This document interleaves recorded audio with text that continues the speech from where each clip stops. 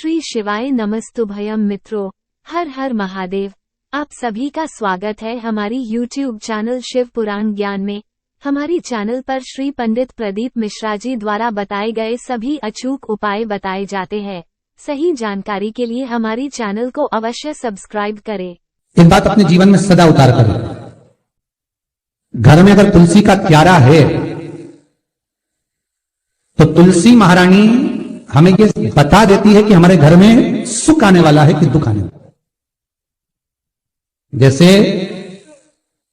शनि अपना प्रकोप दे रहा है या शनि उतर रहा है, ये किसी से पूछने की जरूरत नहीं पड़ती, अपने आप मालूम पड़ जाता है। कैसे?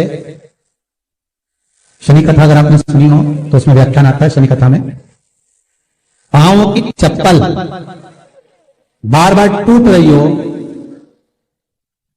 कमर से नीचे जो वस्त्र पहने हो वो फट रहे हो, कहीं पजामा है, धोती है, आदि वस्त्र हैं, कपड़े हैं, वो अपने आप फट। आज के जमाने में तो फटे फटाए पहनते हैं लोग, कैसे? तो उसकी गारंटी नहीं है, उसका वर्णन नहीं कर। हम जब पहन के हम समझ जाते हैं तो शनि तो ऑलरेडी लगा ही हुआ। जब उनका घुटना घुटनी सब फटा हुआ दिखता है तो उसमें लग जाता है कि शनि पहले से लग गया बापड़ा, उनके पहने से तो मानना पड़े। शनि का नियम है, शनि कथा कहती है पांव की चप्पल बार बार टूट रही हो, घिस गई हो, बद्दी टूट रही हो, कुछ कर रही हो, और अगर कमर से नीचे जो वस्त्र पहने हो वो अपने आप फट रहे हो, समझ लेना कि शनि पांव से प्रवेश कर रहा, मतलब अपनी प्रखरता शनि दिखा रहा। किसी मंदिर में गए महाराज और वहां जाने पर चप्पल चली गई तो समझ लेना शनि की कुदृष्टि अब पड़ना बंद होना चालू हो गया। इतना सुंदर कहा है महाराज। जूता चप्पल आज के जमाने में तो फैशन हो गई साहब, घर की चप्पल अलग होती है, बाहर की चप्पल होती है। लोग घर में चप्पल किचन तक में पहन के जाते हैं। अरे पानी ले जाओ सीओर से। रसोई घर में लोग चप्पल पहन कर जाते हैं, जहां भगवान का प्रसाद बन रहा है, जहां अन्नपूर्णा निवास कर रही है, और पूछे किचन की चप्पल है तो माथे पे रख लो। तुम अपनी मां को जरूर देखना है एक बार, वो बूढ़ी मां कितनी बार किचन में चप्पल पहन कर गई, मुझे जरूर फोन कर बताना। बूढ़ी मां रसोई घर में आज भी बिना चप्पल के जाती है, और बहुओं की कहीं एड़ी भी फट जाए, ठंड भी बैठ जाए, इसलिए ये रसोई घर तक में चप्पल पहनकर जाती है। सूर्य नारायण की कथा पढ़ना, शनि महाराज की कथा पढ़ना, और गरुड़ पुराण की कथा पढ़ना। जिन जिन कथाओं का हम व्याख्यान करें उसको पढ़ना जरूर हो। क्या लिखा है? घर के अंदर जब चप्पल जाती है, रोग, बीमारी, कष्ट, तकलीफ चालू हो जाती है। तुमने चप्पल क्यों पहनी? ठंड नहीं बैठ जाए, रोग नहीं बैठ जाए। घर के अंदर उतना बढ़ गया, एक कालीन बिछा दो, एक दरी बिछा दो, मोटा आसन बिछा दो जिस पर तुम चल लो।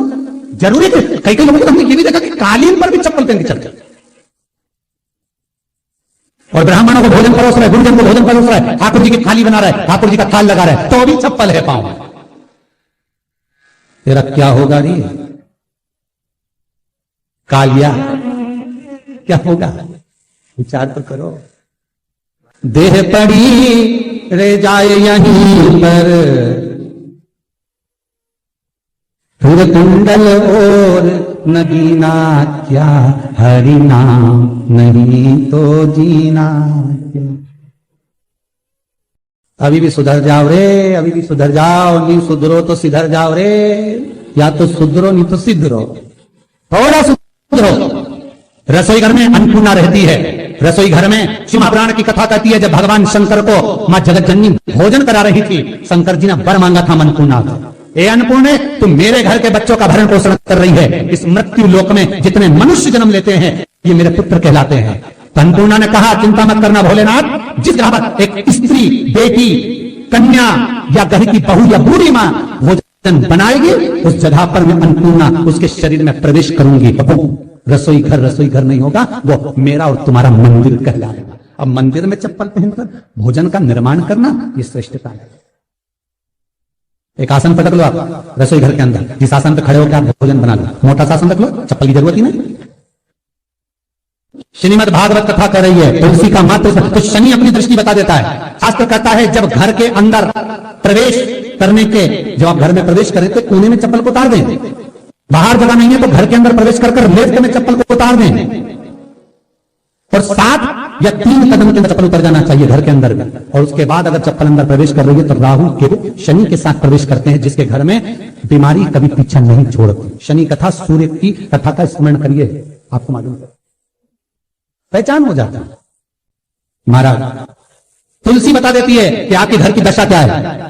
बार बार जल डालने के बाद भी तुलसी सूख रही है, बार बार आप पूजन कर रहे पाठ कर रहे तो भी तुलसी के दल सूख रहे हैं, तुलसी बता देगी कि तुम्हारे घर में तकलीफ आने वाली है, कष्ट आने वाला है, सूख रही है। किसी ने जरूर कुछ ना कुछ ऐसा है कि इसमें घर में तकलीफ आएगी, तुमने लगाया फिर सूखी, फिर लगाया फिर। तुलसा महारानी बता देती है कि कष्ट है। और जिस गमले की तुलसा घेर घमोर हो, फलित हो, आनंद में हो, तो उस घर में फिर दुख नहीं आता, समृद्धि खुद बढ़ती चली।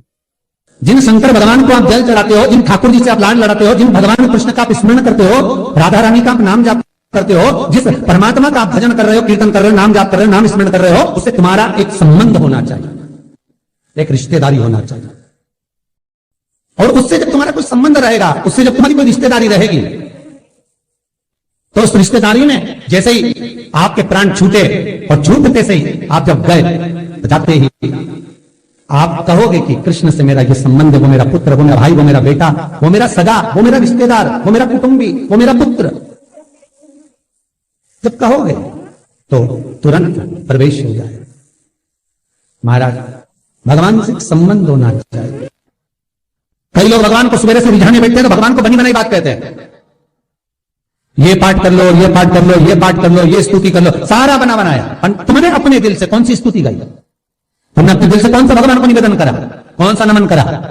बस सवेरे उठना है, नहाना है, भगवान के सामने जाना है, भगवान को नहलाना है, कपड़े पहनाना है, अगरबत्ती लगाना है, थोड़ा सा शक्कर का भोग लगाना। इतने सारे देवी देवता, शंकर जी, राम जी, गणेश जी, सारे देवता, और 2 खुरमा लेके आए, 2 एक बालूशाही लेके, 2 मठरी लेकर आ गए, 1 मठरी लेकर आ गए, और भगवान को इतनी सी कटोरी में रख दी। अब बोले, कई लोगों से पूछा, इतनी सी कटोरी में 1 मठरी, 1 खुरमा, और रोज मठरी खुरमा एक साथ नहीं रखती, वो तो आज दिन मठरी का फूल लगा दिया, कल खुरमे का लगाई, परसों गुजिया का, परसों पपड़िया का, कोई डब्बे में भर भराए रखे रख दिया, और 1 लड्डू रोज लगा देगी इतना बड़ा। तो पूछा, इतना सा लड्डू और इतने सारे भगवान कैसे खाते होंगे? तो क्या भाव से। तो हमने कहा, तुम भगवान को क्यों? बहुत दुख है गुरु जी, बहुत तकलीफ है, इतनी तकलीफ, इतना कष्ट है जिसका वर्णन नहीं, इतना बड़ा परिवार, इतना सा पैसा आता है घर में, कहां? तो मैंने कहा, भगवान भी भाव से, जैसे तुम भाव से इतने सारे देवता को इतना सा लड्डू देते हो, भगवान भी तुम्हारे इतने बड़े परिवार में इतना सा धन देता है, भाव से। निर्मल मन सो मोहि पावा, जैसा करोगे वैसा भरोगे। और इतनी चतुर माताएं, भोग भी लगाएगी, घंटी भी हिलाएगी, जल भी छोड़ेगी, और तुरंत लड्डू उठा के बच्चों को भी बांट देगी। 5 मिनट नहीं खाने के भगवान को, 5 मिनट। अच्छा, शंकर जी सोच रहे थे कि पहले गणेश जी खा ले, इसके बाद मैं ले लूंगा।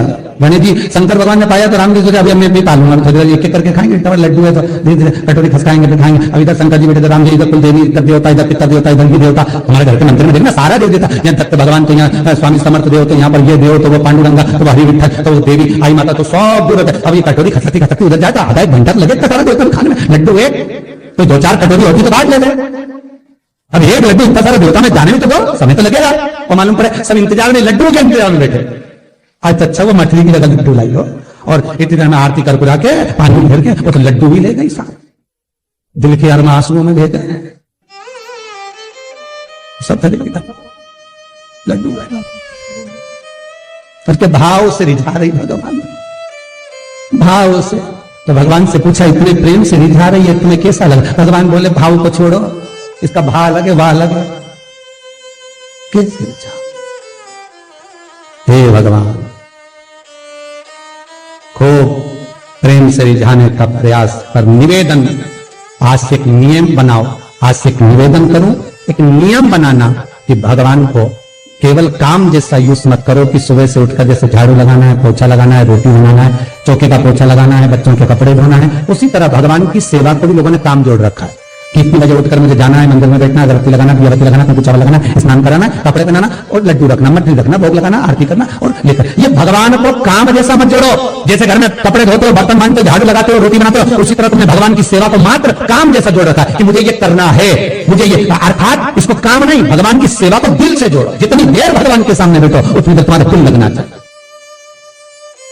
श्री शिवाय नमस्तुभ्यं श्री शिवाय नमस्तुभ्यं श्री शिवाय।